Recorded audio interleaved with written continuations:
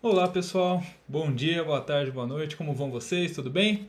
Gabriel aqui de novo. Estou voltando aqui para falar um pouquinho sobre o mercado de computadores hoje em dia. A gente agora viu sobre hardware, viu sobre software e viu como é a estrutura de um computador. Então resolvi aqui adicionar esse tópico para a gente falar um pouquinho sobre quais são os computadores que tem no mercado, como é que tá mais ou menos isso, né? Dar uma recomendação de alguns computadores para desenvolvimento, né? E ver também como vocês podem não cair nas armadilhas aí que tem nesse mercado, né? Porque é um mercado complicado, né? O computador subiu muito o preço, né? Notebooks e desktops igualmente, né? Por causa do dólar. E aí a gente vê muita coisa de gerações muito ultrapassadas sendo vendidas por preço de coisa atual, assim. E muitas vezes o consumidor continua comprando produtos muito ultrapassados por não saber mesmo, né? Então eu quis aqui trazer essa conversa aqui para a gente ver como é que tá, um pouco refinar esse nosso conhecimento de como funciona o computador, né? E também já dar umas recomendações aí de máquinas, né, que vocês podem indicar para vocês mesmos ou para seus familiares, né? Beleza. Então vamos lá.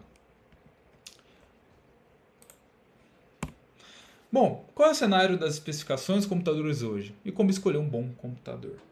Você sabe responder essas perguntas? Bom, basicamente, o cenário que a gente tem hoje, né, com essa diminuição de chips e tudo mais, é, é realmente dessa carência, né? Então, além do aumento do dólar, a gente tem essa carência, né? E as especificações não tiveram um grande salto nos últimos 2 anos por causa disso, né? Mas, assim, um computador de 2 anos atrás ainda é bem bom para a gente mexer nos dias de hoje, né? Bom, vamos lá começar. Então o cenário começa com essa grande batalha entre a AMD e a Intel, né? A AMD com a família Ryzen, né? E a Intel com a família Core, né? Geralmente. Olha, existem famílias mais top, né? Que estão aí, mas eu estou falando que tá mais normal no mercado, tá? Geralmente você vai encontrar esses dois. O que eu digo é para não aceitar menos que esses dois. Né? Existe a família Intel Pentium ainda, que ainda tem dual core sendo vendida hoje, Intel Celeron sendo vendida hoje. Isso são famílias de 20 anos atrás. E assim, até que eles tiveram alguma evolução, né, Celeron e tal, mas eu não recomendo, porque eles são muito, mas muito carentes pro que a gente precisa hoje, tá? Assim, se for só, um computador para minha mãe só entrar na internet, beleza, um Athlon, né, da AMD, ou um Celeron, um Pentium da Intel, beleza. Mas para atividades assim, para nós, né, que somos aqui do mundo de tecnologia, né, vai querer aprender um desenvolvimento, vai querer até rodar um joguinho, às vezes alguma coisa assim, ou vai usar um navegador de forma pesada, ou vai ser um heavy user no modo geral, ou tender a ser um heavy user, não dá para aceitar menos. E até um Celeron, por exemplo, tô com 10 abas abertas no navegador, né, ainda mais usando Chrome, né? Usou Chrome, travou tudo. Mas vamos lá, a pessoa está usando Chrome, 10 abas no navegador e um editor de texto, um Celeron pode travar com isso. Então, por isso que eu diria para ir para essas famílias no mínimo. Existem famílias mais top, existem famílias focadas em gamers, por exemplo, mas não vou entrar no mérito disso. Vou falar do que está mais normal no mercado, que está em preços acessíveis, né? Mais acessíveis, tá? Então, beleza. Dessas famílias, ambos são muito bons processadores. Eu conheço gente que tem preconceito com a AMD Ryzen, que a AMD não sei o que. Não, cara, hoje em dia são muito, muito comparáveis mesmo. São processadores muito, muito bons. Existem processadores da Ryzen que custam menos que o Intel e são melhores. Então, tipo, é uma coisa assim, a avaliar qual vai ser o uso, tá? Mas se você vê Ryzen 5, Intel Core 5, mais ou menos em gerações de. Eu vou colocar lá depois, mas Ryzen da terceira para cima, Intel da oitava para cima, né, geração. E depois eu mostro como a gente identifica a geração. Cara, você tá muito bem, tá em ótima mão, não precisa ter medo. Aí você compara o preço ali, vê a qualidade de construção do produto e você vai ter um produto muito bom. Não precisa ter medo desses processadores, tá? Garantia aqui do Biel. Mas beleza. O que acontece? A AMD ela tem uma certa desconfiança, assim, porque ela é bem mais barata que a Intel, no geral. E ela, o que a AMD foca é em fornecer núcleos parrudos. Geralmente é assim, você vai encontrar um Ryzen com, sei lá, 4 núcleos de 4 GHz ou 3.6 GHz, super poderoso, enquanto o Intel você vai encontrar, assim, 4 núcleos de 2.6 ou de 2.2 que tem um turbo boost até 3.2, alguma coisa assim.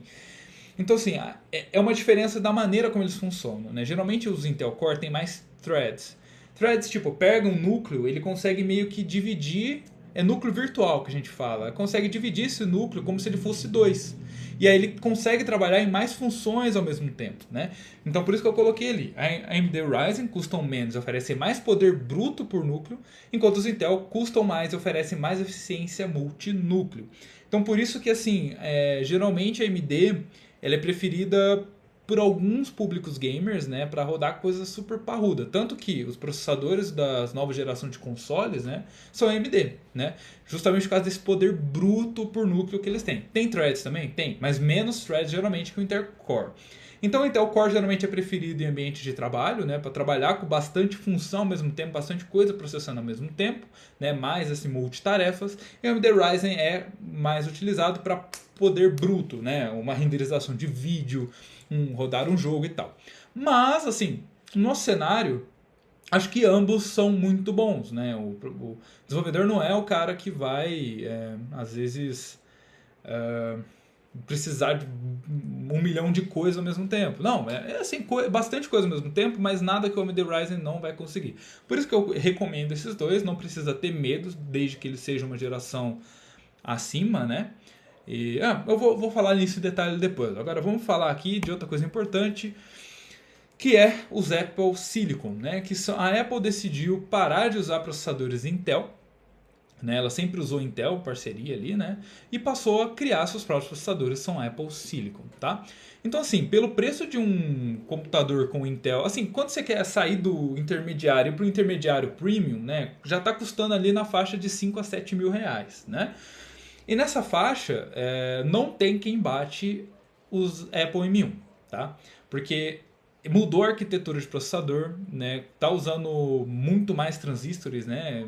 Acho que é menos de 5 nanômetros, se eu não me engano, né? O tamanho de cada um, então, tipo, tem bilhares ali.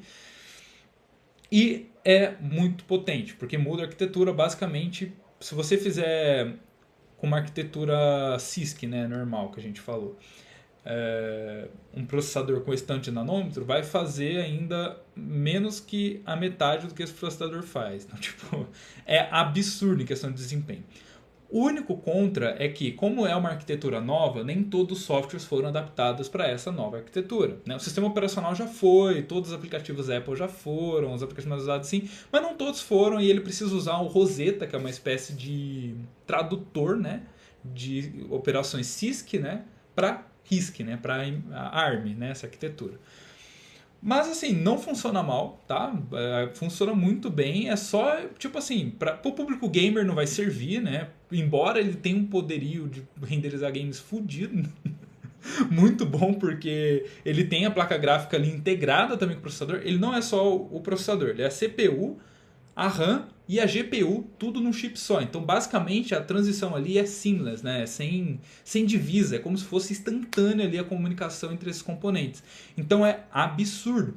Só que não se faz tanto games para o sistema operacional da Apple, né? Eu acho que isso vai mudar com os M1s, tá? Mas pra galera gamer, não sei se vale tanto a pena. Às vezes pra galera gamer vale mais a pena um Intel Core parrudo com uma Nvidia parruda, né? Eu acho que é isso. Mas, no geral, para nós desenvolvedores, assim, é fantástico trabalhar com o M1. Uma coisa ou outra, um pacote ou outro vai ter algum tipo de problema de compatibilidade, mas daí é rodar no Rosetta. Mas requer um pouquinho mais de habilidade para isso, tá? Mas vale a pena mencionar, porque se alguém estiver disposto aí a gastar de 6 a 7 mil em uma máquina, não tem quem bate essa máquina. Assim, não tem. A não ser que você queira game, né? Que é bom pegar alguma com NVIDIA, né, alguma placa de vídeo aí mais parruda, né, não tem quem bate, né, assim, desempenho, eficiência, multinúcleo, multitarefas é, assim, muito superior, tá? Então por isso que é bom mencionar que essa aí também tá na batalha, né, ela entrou aí no preço dos intermediários premium, né, oferecendo top de linha, né, oferecendo desempenho de top de linha. Então tem que mencionar, tem que falar do Apple Silicon, o M1, né? Os outros M1s mais novos realmente não vale a pena, são quase 40 mil, né? Não vão nessa por enquanto, né? Vamos esperar cair um pouco o preço. Mas os MacBook Airs com M1 tá numa faixa de preço muito atrativa pelo que oferece, beleza? E mesmo sem cooler, sem essas coisas aí que a galera tem medo, cara, não esquenta. É uma maravilha, beleza? Ok, memória RAM. A RAM é importante olhar a frequência dela, tá? Eu acho que acima de 1600 MHz é o ideal, né? O que é bom, porque a gente tem a geração passada de RAM que é de 1333, que assim, bom também, não é nada de mal, assim. Acho que o máximo que tá tendo de frequência agora é 4000, assim, e ainda assim é para umas máquinas muito mais high-end, assim, né? Por isso que eles estão integrando até isso no processador, porque você consegue fazer uma frequência imbatível, né, para dispositivos que colocam em socket, né? Mas assim, sem olhar a frequência, porque eu acho que a tendência é realmente ter mais que 1600 aí em qualquer máquina que você for pegar, é bom ter mais que 8 GB, né? O mínimo 8 GB, tá? Porque hoje em dia os sites estão ficando cada vez maiores, com mais recursos, né? A gente está usando muita aplicação web, e aplicações web consomem RAM pra caramba. E o navegador também consome RAM pra caramba. Então, assim, é importante a gente ter uma margem de respiro ali. Porque se você ficar usando a RAM no limite toda hora, cara, o computador trava, apaga a luz, desliga, né? Porque ele tem que desligar para esvaziar a RAM, aquilo que a gente falou na aula passada. Então, assim, é importante a gente ter uma margem de respiro aí, né? Mais RAM, para que seja possível usar o computador com alguma fluidez e com alguma calma, tranquilidade, né? 8 GB ainda é o limite, tá? É o limite para ter alguma margem ali e tal, tá? Hoje em dia. Com 10 abas você já enche, quase enche 8 GB, né? Então é legal assim ver mais. Se você tem menos que isso, compra um pente ali, faz um upgrade, né? Se só tem um pente disponível, troca esse pente para um pente maior. RAM não é um negócio caro e assim faz uma diferença muito boa assim, né? Pro computador. Depois a gente vai falar de computadores de dev e eu vou explicar por que é bom ter mais RAM, beleza? Vamos lá. Aí outra coisa importante também no cenário de hoje é SSDs e HDs, tá? Hoje a gente tem no mercado boas opções dos dois, tá? Enquanto assim, uma coisa assim, se você vê um computador que tem lá 1 TB de armazenamento, provavelmente é HD. Se você vê um que tem 256, 128 GB, provavelmente é SD. Mas olha bem isso, tá? Então assim, qual que é a balança disso aqui? O HD vai sempre oferecer mais armazenamento, porque é mais barato oferecer mais armazenamento, né? Pelo preço de um HD de 1 TB, você compra um SSD de 128 GB, né? É o que eu falei ali, se você encontrar dois computadores exatamente iguais, né, com o mesmo preço, um vai oferecer 1 TB, o outro vai oferecer 128 GB, tá? Mas a diferença de desempenho é gritante. Assim, um SSD de 128 GB vai inicializar seu sistema em 3 segundos. Um HD vai demorar um pouco mais que isso. Para você salvar, transferir arquivos, para fazer qualquer operação, abrir um software, tal, tudo que requer o uso da memória, o SSD vai ser até 10 vezes mais rápido, às vezes mais que isso, tá? Que é um HD top de linha, considerando que o HD mais rápido que ele pode ser não bate um SSD mediano, tá? Então assim, é legal dar prioridade para o SSD e caso você precise de mais armazenamento, comprar um HD externo, resolve seu problema, né? Ou às vezes você pega um HD velho que você tem e coloca numa capinha, né? Tem aquelas capinhas que deixam ele USB, né? Pronto, você resolve seu problema, né? Eu acho que vale muito mais a pena você pegar o SSD pelo desempenho que ele vai trazer, né? E ele tem armazenamento suficiente para software, né? Você não vai precisar mais que 80 GB de software, né? Geralmente o que a gente gasta armazenamento é com arquivos, né? Com foto, vídeo, qualquer coisa que você queira colocar ali, né? E isso você resolve com HD externo. Eu acho que vale muito mais a pena, tá? Então assim, dê preferências para modelos que tem SSD, que vocês vão... Quem não conhece vai nunca mais vai querer usar HD na vida, tá? Até porque, ó, como tem ali na imagem, você vê que o SSD é muito mais resistente, muito mais seguro do que um HD, tá? Um HD, se tiver um choque de 55 gramas quando ele está operando, ele já risca ali o HD e corrompe um monte de arquivos. É que quem teve notebook com HD de discos sabe disso. Você não desligou o notebook, deixou ele no modo de espera, colocou na bolsa, mexeu um pouquinho assim, cara, você vai ter problemas muito rápido. E o SSD não tem problema nenhum, ele pode aguentar até 1,5 kg de choque que ele não vai ter problema nenhum no seu armazenamento, tá? Tanto operando quanto desligado. O HD desligado aguenta mais choque. Mas ainda assim é ideal não, por causa dessa agulha que fica ali nele, né? Aquilo ali, se der algum problema, por ser mecânico, né? Qualquer choque ali pode dar um problema muito zoado, né? Então, eu recomendo, SSD é o futuro e, assim, usem e vocês vão, vocês vão entender o que eu tô falando, é outra vida depois. E é outra coisa que é barata também de fazer um upgrade, né? Se você às vezes está aí com um notebook com HD normal, por R$ 200 você compra um SSD de 128 GB. E aí você faz esse upgrade, usa o seu HD que está ali como, coloca numa capinha, né? Usa como HD externo, pronto. Você tem o armazenamento que você tinha antes e um desempenho assim até 10 vezes maior, assim, é insano, é muito bom. Eu recomendo, cara, assim, se você está com uma máquina aí, né, vai aprender a programar, faz um upgrade para SSD, aumenta um pouquinho a RAM, é coisa que não vai custar mais que R$ 500 e vai te dar um outro computador, basicamente, vai ser vida nova, tá? Opa, vou mudar aqui. Beleza, outro ponto importante é observar a qualidade de construção. Gente, eu já peguei muito notebook, eu já fui técnico um tempo, né? Peguei muito notebook assim com boas especificações, mas que a qualidade de construção era péssima. Então, tipo, para qualquer manutenção, para qualquer coisa, tipo, de abrir e fechar o notebook já quebrava ali a tela, o flex, né? Então, tipo, acaba que o barato sai caro. Você paga mais barato pela qualidade de construção menor, mas no fim você vai gastar muito mais com manutenção e cada manutenção sai mais cara. Por exemplo, quebrou ali o flex, o ideal é você trocar o case todo. E o case todo vai custar R$ 400, R$ 500, se tiver. Às vezes nem tem, né? Às vezes vai ter que comprar usado, vai ter que comprar um aparelho usado que deu perda total ali na placa-mãe e vai ser mais caro. Enfim, comprem dispositivos com boa qualidade de construção. Tentem verificar isso, tentem ver. Se você não tem o dispositivo físico, vê comentários sobre isso, sobre se ele é bem construído ou não, tá? Porque é triste mesmo assim você perder um hardware até que bom porque ele foi mal construído só para ser barato e dói no bolso. E assim, a não ser que você tenha um cuidado super extra, você não toque no notebook, você deixa ele parado no suporte, coloca um monitor, um teclado e um mouse e você meio que ele vai ficar ali de suporte só como se fosse um desktop, no caso de um laptop, né? Como se fosse um desktop. Aí tudo bem, aí a qualidade de construção não vai importar tanto. Mas se der um defeito, até que importa, porque você vai ter que abrir e tal, enfim. Mas, enfim, valorizem a qualidade de construção, né? Tem marcas que já são famosas por boa qualidade de construção, né? Então a gente vai falar disso daqui a pouco.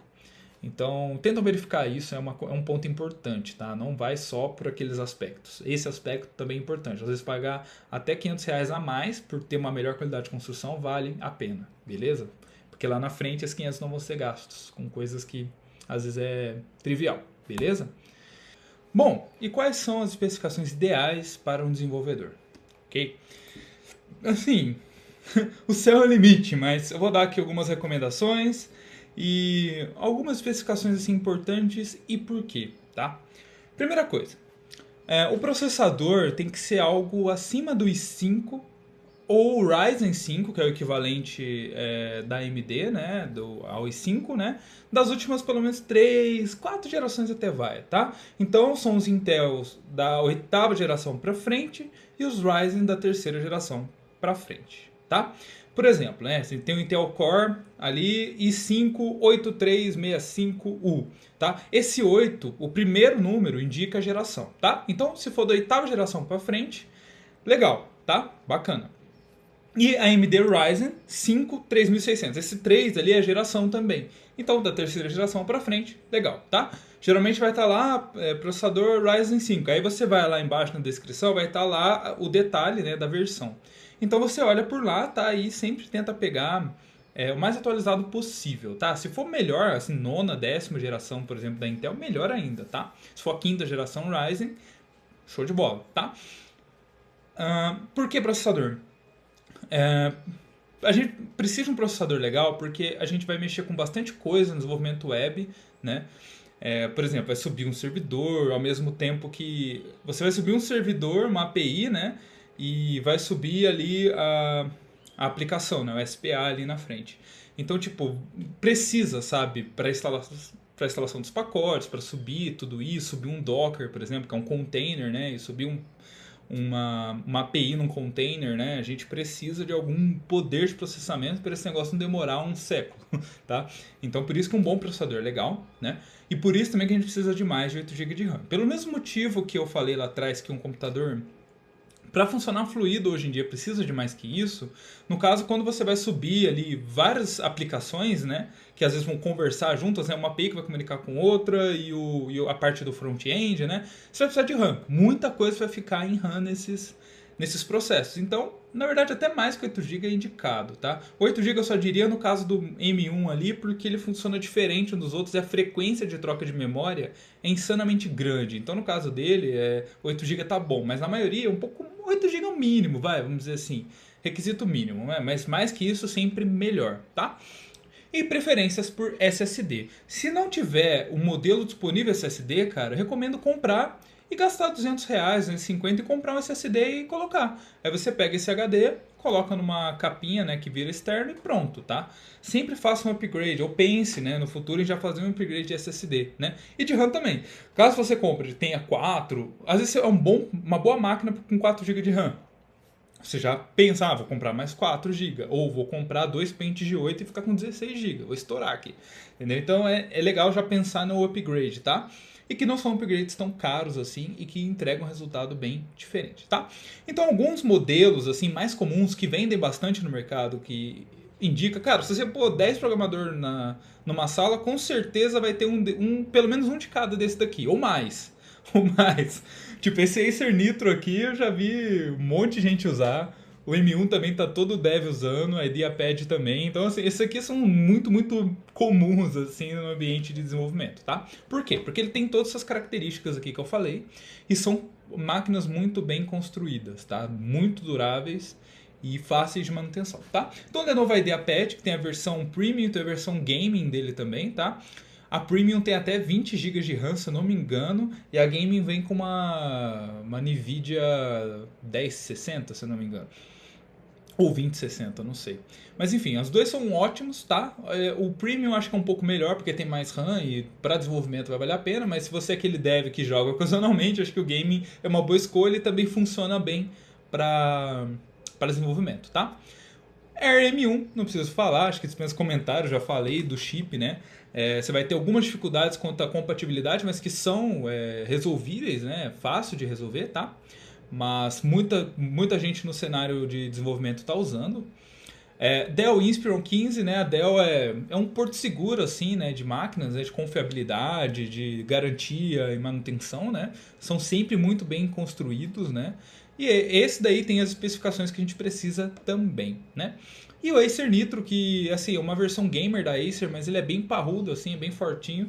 Você vê bastante dev usando, né? Ele tem esse design arrojado, mas ele não custa tão mais a caro por isso, né?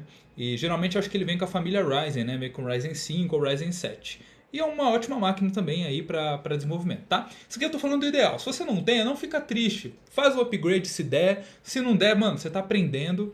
E quando você entrou nesse mercado, ou tive a oportunidade de trocar de máquina, opte por alguma máquina desse tipo, né? Eu acho que é bacana e vai trazer mais conforto, mais fluidez pro seu dia a dia. Beleza? Então é isso que eu queria falar com vocês agora. Então, um grande abraço aí, até a próxima aula e fiquem bem, bebam água. Abração.